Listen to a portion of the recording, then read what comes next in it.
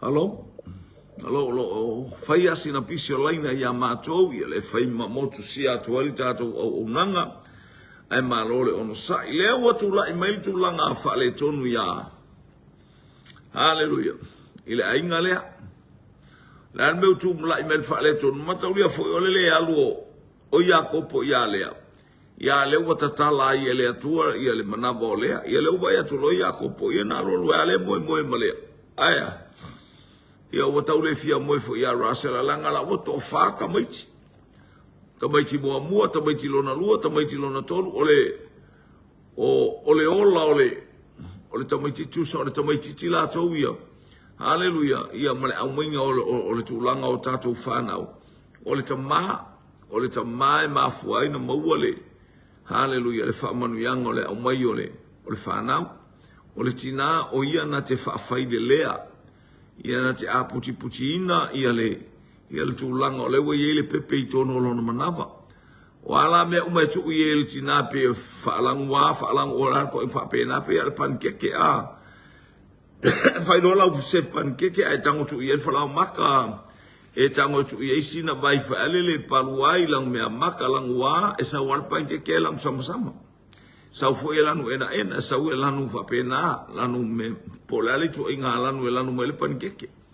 Whapena le atol tina i to tonu olona manawa tulou. Whapena umala le mele e pena tato uwhaelo ato le au a whai ato e lol tina. Ia ele fia ia kopo ono le ola ato ole tamaititi ole tama. Praise God. Mafuanga na suye esu ele meka ole DNA pe afai e se masa salong man me vapea. Io na mo wailea ole tulanga e winga ele tama. Po ole tamaititi po waila ole io ole toto ole tama e fa wai. Ia leli.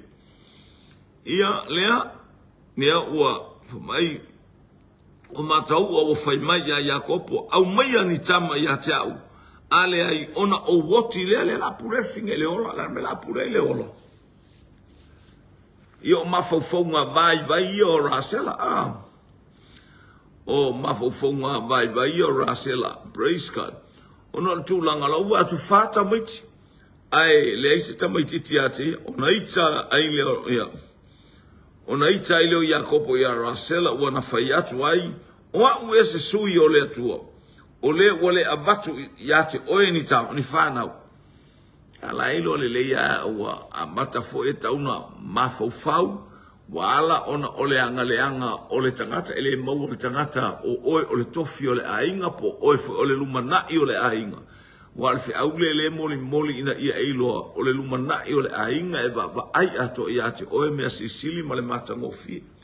Ale ua atu le pila a whanau ma yate oe me lelo loto vale ia le mea whaale tonu lea ia le li.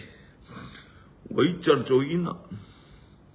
Wau e ole atua ke mga awako ea ke onkamaki.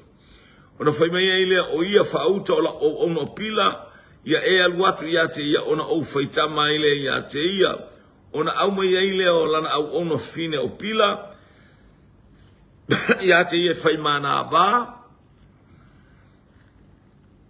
Ona alu toa ile o leo Yakopo ya te ona toa ile o pila o whanau maili ya Yakopo le tamatane. Ona whapele o rasela wa whamasino ina au ele atua. Loa le le ele whafinge a. Le u whanau le au na ele whanau ia whamai. The judgment of God is upon me. Olo ilunga ya te ia le whamasino ngā le atua. Aisia.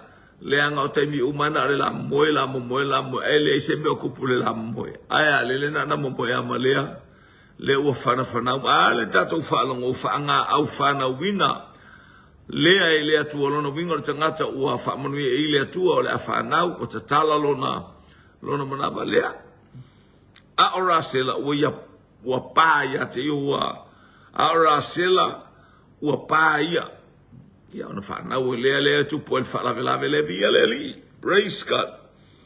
Ia. Lea ua whanau pila. Lea ona au mai ei lea lana ona fine o pila ia te ia e whai mana ba ona alo tua i lea o ia kopo ia tia ona toa ile o pila ua whana o maia ia kopo le tamatane o le whapea lea o Rasela ua whaamasino ina au ele atua o ia whaafonga mai foi I lou leo mana au mai ia tia u le tamatane o le mea lea o ia whaingoa ia tia o tanu to mai titi le o le whaamasinonga e mai le o langa o to mai titi lea e whai asina tafke le o langa o to mai titi lea e o le whamunianga ia kopo na whai ia kopo o le ngata whi ai tanu e tū mai awala e nga ke aia bai o iho o le au kaua o le nganga leanga e tupu mai le tangata lea haleluya mana e fo au minga le taimi e o mal fai unga na yele me na tu i tanu na tofi i tanu o le tu I sifo haleluya o le tu I sau I tu I ma tu sifo o le nupa ia na tofi e yo sua tanu ai te o tau fai a tanu e fai me le anga mai ma fas tangata mai na o tanu I lunga le tumu I lunga mana o tanu e alu ia tu lai mai lunga o ia o le tumu le ele maunga o ceremony e pe o le sau ceremony to toi foi lunga o maunga o siona o tanu e ele maunga le o ceremony vi ia le ali wai na o tanu lunga o manatu fa mau lunga e fa mau lunga anganga ia pe o le anganga le anga ti apolo le na amata mai tamai titi le ia e fe mai o le fa masinonga ua whaamasino ina ue le atua. Leu whaingoa ai o le winga o lona ingoa o whaamasino I ia le li. Ona whapea lea o Rasela u whaamasino ina ue le atua o ia whaafonga mai fo ila. O ia whaafonga mai fo ilo leo. Mana au mai ia tia ule tamatane o le mea lea o ia whaingoa ia tia o tanu. Ua toe tō foi pila le au ona Rasela ua whanawa ia Iakopo lona to olua o tamatane. Ona whapea le o Rasela o whanga tuanga te tele ua ou whanga tuai malo uso. Ua ou manu malo. Amene. Ua ou manu malo ai foi. Ua ia whaingoa foi ia nafatali.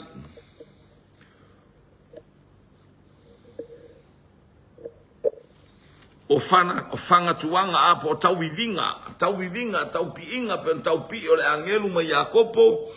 Haleluya o le winga lea o whanga tuanga te tele. Vi ia le li. E te mi tātou te tau bibia I o tātou ainga e tātou te manu malo ono le me o saunia e le atua. Te le manu malo I so poto, te le manu malo I so wata mai, te la manu malo ai se isimea. Ai te manu malo ona o le lima ta ita ina. E ta ina I tātou e le nganga pa ia male whaatasi mai o le nganga pa ia whai mai o whanga tuanga te tele ua mawhanga tua I marusu. A ua o manu malo. O le manu malo langa leu whanauna na au na olana whanau wa lea. O ana tama ia. Wa sapai o na lima le tolule o tanu. Ia ma le tama lea o. Haleluya. O na fatali. Vi ia le li. O iloa elea ua pā o ia ona avea ilea e selepa. O ia selepa lana au na mawatu ia Iakopo e whai mana vai ai. Ta fo ilea la tō ia. Vatu le tō mai ma wharafanau mai le au na a Rasela. Ala mela le whamanuia mai fo ilana au na. Ia lea le ua ave whape nāla wale tūlanga tātou iai. Haleluya ma le anga inga o lo tātou iai. Tātou te manau ia whana nau I tātou I lale anganga. Le ale I tu ai ngata ua tato I po ale au ona po le ale I tu ai ngata e anga le anga ina. Haleluya so steimi e wha maulalo ai so steimi e bala awai le atua e sila mai le atua I olo I mata. Pero wha atu waru e se le fine o akara wailo e ia o mai le oti si antama. Nalu le anofo mamau mai. Ai fa mai lau tus pa yo fa fonga ina e le atua le leo le tama. Oi tama o Isamaeli. Tama le fa ye le atua. Fa na mai Isamaeli o le asini o le mau. Hale ele fa na le Isamaeli la woto akara temina. Ar temile woto e o el tulinga fa alua le. O le esenga la le fa alua le woto lisa o ai Sara. Le wa alwai. Ale wo vai umal fang mai vai atu mai oti la tamalu no fo mai spiritual abel tamatu mau mai lai tangi we kangi Samaeli ai fa mai lau tu spe o fa fonga ina ele atua le leo le tam fa fonga le atua ile leo wa mele anga fai tangata ia to e fa fonga le atua I lo leo ye manga na ele anga foi la wa mio ele anga tato wa mio ia anga le fa fonga leo le atua ya o pe fainam a or tangata lea o le tangata na promisi ia ile atua na fola ia ile atua praise God o le tupunga o senu tele e arapi na lea o tu mama mai fa longo mai le atua o tangi atu le fine na o le leo arta mai tina na ngona le leie na fa fonga ile atua langa o le leo o tangata na faela na fainga na faelan tautonga ia apero amo yola lona atali lea. Tangi atu ai fo ia apero amo ia te ia lo fangia I Samael. Lea wa ola I Samael. Whaalongo lea tua pe orfi aule te mana e molimoli ia te oile tama lea. Hallelujah. E whaafofonga ina e lea tua lolo. Tama lea leo tue whanau mai ai. Leo tue whanau mai le fine o pila. O yo selepa le ufana uma ya selepa o kosa se le au le leiso praise God ni aleli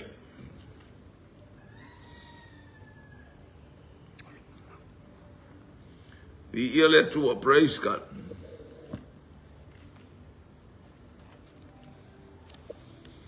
o tu ese Jacobo praise God hallelujah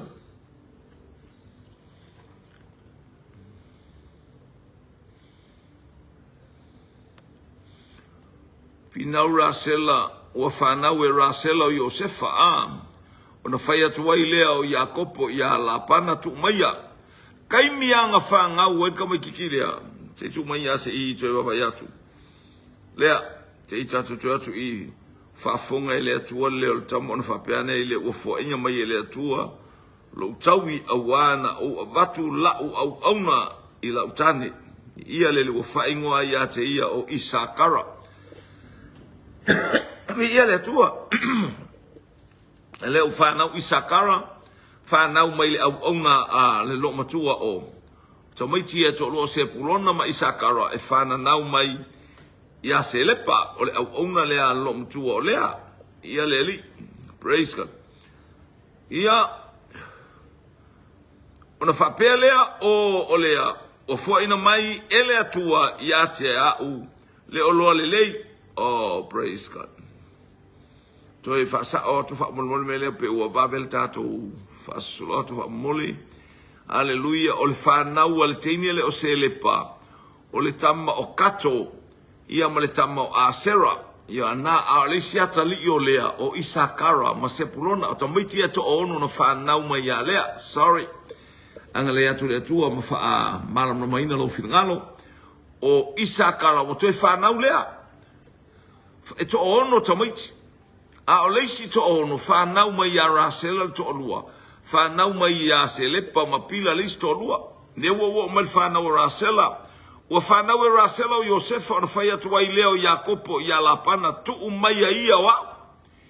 Ina ia o walu I lo nuu. Ma lo ulau ele ua fia Iakopo o whanau. Ana le whanau Rasela e no fua ia iwa aile matautia o le tamalo. Na uma na whanau, whai mai marita malo, tu mai a ula awar. Tu mai a ua ma u whanau sa au na ia te oe. A o walu a wa e lola u ngā ruenga ua au na ia te oe. Ona whai mai ei leo la pana ia te a whai e te alofa ia te au, ia e nofo mai pēr. A wa o matuai loa o whaamanuia mai au eleli ona o oe. Ma ngai o ola mata, wa ala mata. Wa pupula mata o la pana. Wana I loa ta u le atua, ma whaamanuia ngā le atua. E ua ina, eva aia le tangata na e whaifai a mio mai mwhaifai upu mai ate oe. e ua ina iloa le atua pe a tatou tautua ma le whaamaoni tautua ma le loto maulalo fina o ati ngā o a whainga tā ia e whaalongolongo i le tara noa mai a le nganga pa ia nia le li il ne ia fiafi ia le maa ngai a praise God ia le whai atu ia la pana la awa mai wa ai oi wa manguia lo ai ngai a wa whau le maa moe whau le oki dafu povi wai tu ai ngā manue au ngā le tu awhai pe o le kamela wa matu wa ta mau ai ngā tangata ola tangata praise God whalonga foi a whai e te alo whai a te au whai pue losu marfito na tau pe tos fulu whai pue losu marfito na whai mai ai lea o la pana i a te a whai e te alo whai a te au ia e nofo mai pia awa wa ou matu ai loa wa whaamanuia mai a ue lea li ona o oe la wa pupula mata wana i loa i eile atua a wana i loa i eile atua foai i eile atua awai i eile atua o whaamanuianga haleluia o ia na te whaamanuia i so se tasi o e ngalue ma le whaamaoni o e au auna ma loi mata malingi o rā mea te tele whai mea le tangata mai sisila le atua tangata whai mea le anga haleluia le ua atoa lea le ua atoa le sifulu ma le whāta usanga au auna manofo i Iakopo a leu toe au ngani atu tāno nofo a o fia wa lava le atasi ile mafau leo o Iakopo tasi ata mai tile ufana mai ya Rasela elo pole Iakopo le to haleluia elo pole Iakopo to sfulu la ufana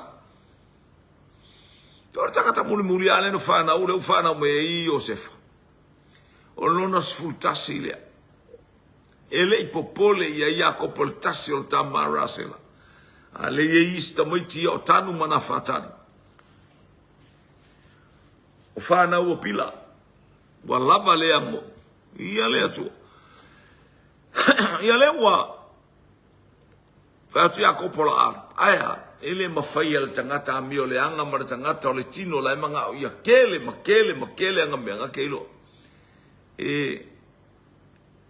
praise God ele ta wasole atua o Israel ele ta wasole atua o e Peru na te sila fia mele anga e fai e tangata tu ia fo ili talale els al tangata ia peniata ina ufat peniata o e tangata le au ma le tupo Israel ai saul le tasi au ona fo mai peniata ele os tasi ai el profeta Israel una te ilo so sko inga kala ke faia le au kau po ame una te sila fia uma lai te tala no mai ai o ia le sota i mal tupo Israel e ilo ale leia langa o lo watua o le atua sila o le atua o le malama ele o se atua o se pongisa haleluia o ia le la me pasusulu o ia o le fetu pupula o ia na faia mea umalava e au auna ia i le langi ma le langi i le atua lea o ifo o ia saunia ke riso Iesu e ifo ia i tangata ia lea ua tato o mai i le teimi ua haleluia ua whamai to maloa o manuelo na inga o na fai mai lea i leo la pana ia te a fai e te alo whamai ia te au ia e nofo mai pea awa wa o matuai loa wa whaamanuia mai le li o na oe wa whapea mai fo o ia e tau tino mai ia te au soutotongi o te avatua lava ia te o ako kongi o le ua lava le kongi o le o ato tongi o le uma kwa malie Iakopo i longa whai mea se ma longa whai mea o ana mea se tele a le ua whaatupulia ilo na ainga o whaatumulia ilo ainga o Iakopo o mea se na whai al tamaro la pana po le anko o Iakopo a le ua silia na wa ai whaamani o le ala le stotongi i o ile mawhau le o tātou wa le ua lava lea aya whalongo ia Nona whai atu wai lea o ia te ia wa ei loa le wingola o nanga ia te oe. Mau mea wa ia te au. Wa sai titi mea ia te oe. Ai o tele i sau. Aua tupu. Wa matua tele. Wa whaamanuia oe le alii o na o au. Hei lea ka usa o kua. Anga o lea tua le ia te au. O lea tua le mate mafuta. O manuia i oe ke lo wainga. E manguia lo wainga o oe. O manuia na lo watu. O lea tua ia te oe le mana o. Lae baba ayai lo wainga. Ai so baba ayai lo e kalesia. Baba ayai tangata umai mete fai. E manuia. La fo ia fia mana o ai la toia. Ia o lato mau ia to e fia e pau me au ese malato. Ona lato te le noa le ala i le malo le atua. E ala ia keriso Yesu talia Yesu. Fai mali i mafaola i lo tatu i o tatu wolanga. La e nau mai i manuia tele tangata e nau watu i manuia na ia to e uso. Tua fine tamati na. Haile ngata foilola au whaingaluenga le atua pe e tawane. Oka. Yo o is fai fi au mana o mia oe. Yo o is tangata lai mana na o yati oe aisha. O manuia o le ato is not from you but it's all from God. The blessing upon you. Ia leli. Ele o fatu e Yosefa. Ia e no foi lá. Hallelujah. Mea uma o whamanuia atu le atua yati oe. Tau fo ia manuia le tangata na yo taftafa. Ia manuia o tātou ainga ma ia manuia i lato oe fai upu fai tala e a ke linkala fai aki oe a wo a ke ia koe kongilo uru e la wo a aya fai pe ia manuia ka e alo uru a ia fai pe ia manuia ia e fa tua o oe fa manuia yo i tangata hallelujah praise God o yo taftafa ia leli.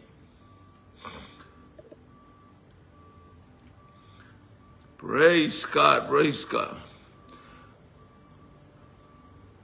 Palonga le upulea, ar kamalo Jacob. Awa, sai titi mena ya te oe au tele isau. Awa tupu o matua tele o whamanuia oe le li ona o au. Aole nei o a fea ea o te sauni ai mea ma lo ulama ainga. Ia i loa o nei mea uma te whaia. But prepared for your family.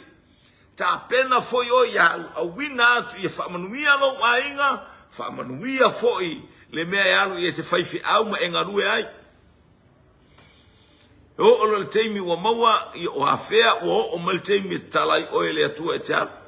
Ia ale te whalahoi, ona whai mai ai lea o ia se ale mea o te abatu ia te oe. Ona whai mai leo ia kopo aua e te au mai i se mea ia te wa whai e te whaile mea nei ma hau. O te toe whawhanga lau lafu ma leo ai. Se iwa vai le lafu ua kumu mo ola. A leo toe whai atu lau whai al mea lea.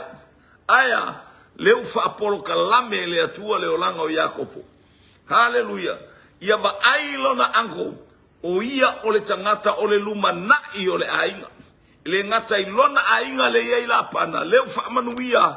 Hallelujah, ana le sauele ini mea la pana. He is the future of Laban's family. Le ua whaamanuia i le ainga o Petueli, malona atali o la pana. Hallelujah, ma le ainga uma o la pana, leu whaamanuia. Wa pupula mata o la pana, o le manuia le aisea mai langa, leu o ulola ia te oe le atua. He is the future of whatever you are doing.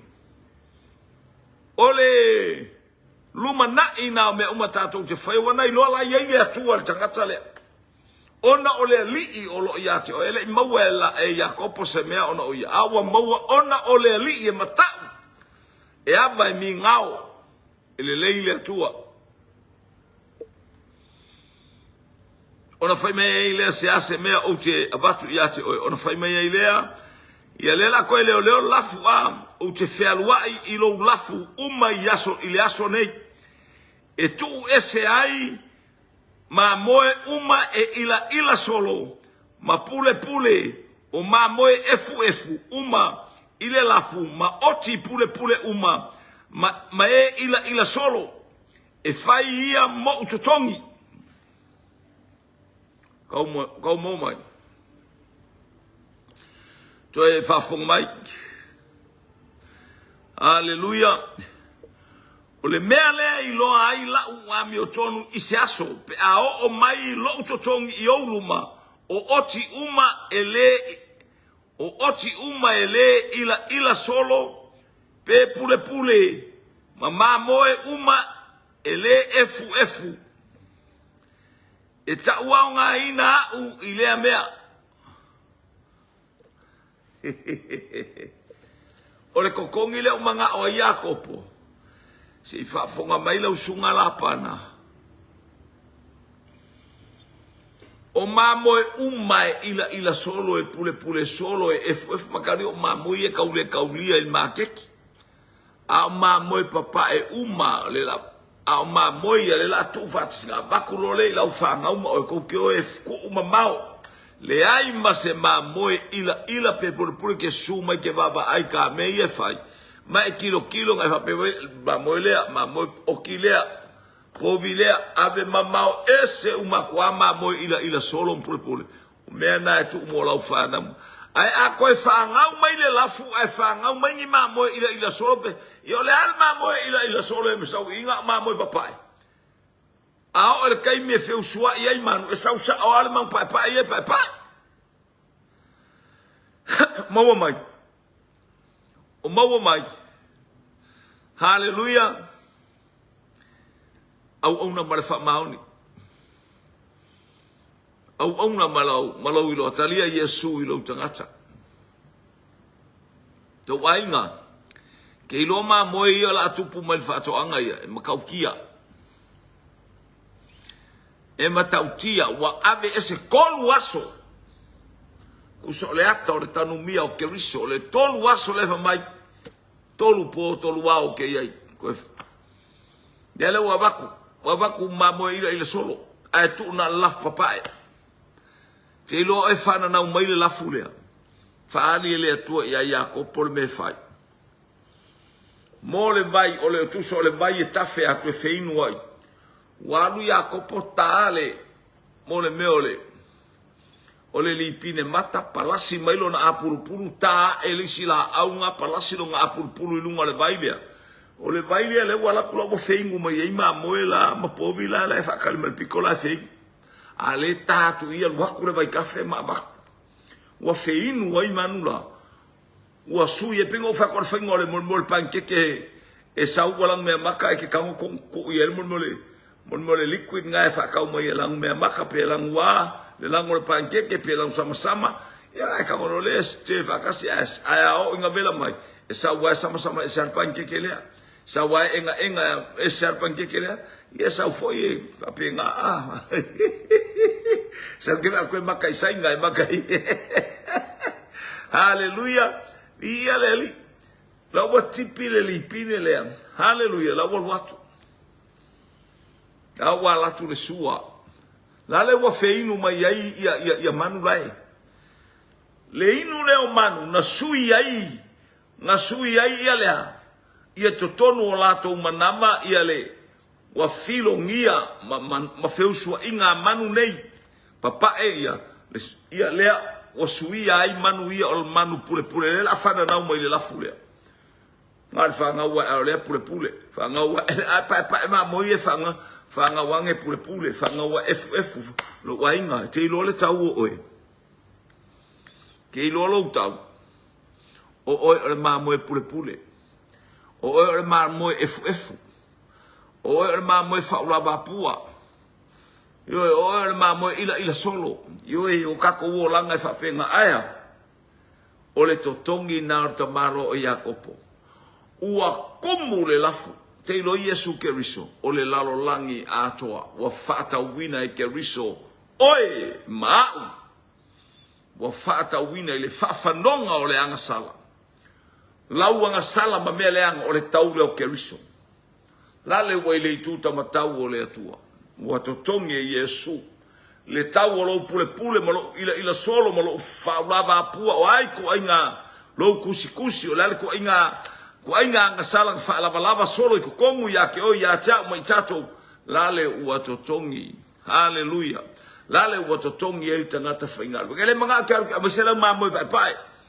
Au ka koe manga o koe waku makanga kang wale banga ia il fa ola kanga au kanga ka ia e fa ula ba pua olanga ale mana onga tialu au mai se nganga lale pule solo le olanga lale ingu pia i ole lale fa sasalapa lale kuri solo le ainga atangata na lo momia au mai olo tawil na olo totongi na oka e fa sili na o iluma la mana onga le ole atua o e fainu uma maso ia tele tu inga tangata inu tangata pule tangata elelea tangata ila tangata tus tangata faula ba pua aya o e tala yatu au mai tangata ile mahalo le atua ile upo le ola o le upo ai o Yesu geriso le upo le o ilato uma Natalia o ia mafatu atua ilo na suafa na ia batu ia i o lea manuia tau tua ma le wha maoni. Au auna ma le wha maoni. Sau nia e lea tua. Ia i loa le tau i lea oe. O lo o mai o le mamoe pure solo. E loro koe alo koe au mai le kangaka le wha ola inga i lesi loko e koe au mai fo i. No. Au mai se isi nganga o pala solo mfa pe ngā. Wha ula wa pua kuskusi. Aleluia pure solo le olanga. Au mai i le wha ola tanga. Tamaa. Yesu keriso na ia au mai le whaataita inga. O le lalolangi nei o le lalolangi anga sala. Lau au na e tau talatu o le tangata anga sala. A o ta ina i le toto le tamai maa moe o Yesu keriso. Whafta ia o e lo mātou tamai lau upu ma le whi. Awara nei afi. Alu ma le afi. Alu ma le manga. Manu malo ina se anganga. Hallelujah o whano. Ile fe au lau tala. Fo ile vinga ia te oe. Fo ile wha manu ia te oe. Ele lei o Yehova e wha babau lo walofa. Ona o Yesu. Amene ma amene ma amene. Wha manu ia tole atua ile a ingor wha tua ile nei afi. Uri masao le fe au le tala le lei. Ai le anga le lei ma le pa ia tole atua. Hallelujah i mea uma. Tata umaua se whainga maralonga ile po anane lau au na tau tua ia te oe mare nganga wha maunalo ona o Yesu. Amene ma amene ma amene.